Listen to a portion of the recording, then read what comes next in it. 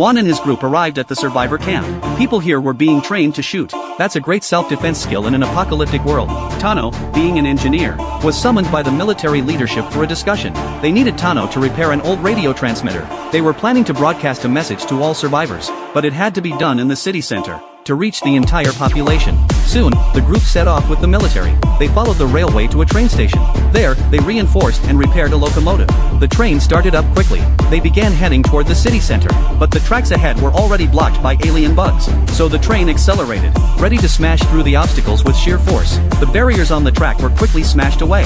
The train passed through successfully and entered the city. After traveling a bit more, the train came to a stop. Because the tracks ended ahead, they had to continue on foot. They split into two teams. One went to the tallest building to transmit the broadcast. The other searched nearby planes for clues. They found some unfired missiles on a plane, and a map with a stadium marked on it. Then, they saw a little boy outside, and many armed humans appeared on the walls. Meanwhile, the broadcasting team succeeded. The message spread across the entire city.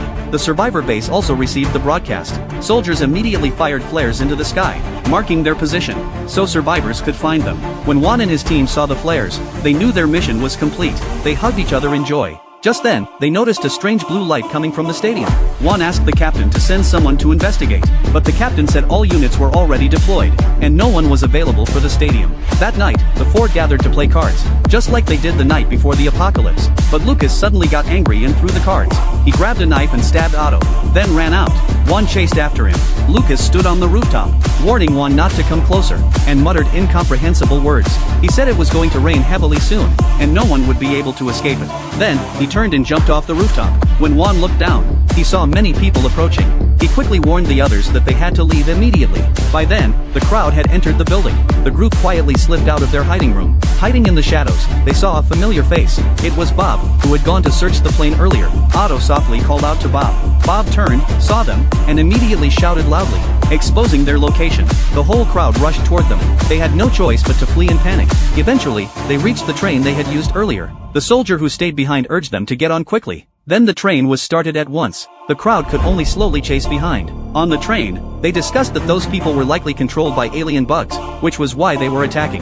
Then Juan decided to go check out the strange stadium. The soldier chose to go with him. He wanted to find his comrades. So the two jumped off the train and walked toward the stadium. As they approached the perimeter, they saw humans everywhere under alien control. Some were even practicing shooting. They reached the top floor of a nearby tall building and saw that the crowd around the stadium was lined up in perfect military formation.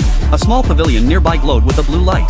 From the glow, a strange alien hand stretched out, making various gestures. The crowd gathered around the pavilion.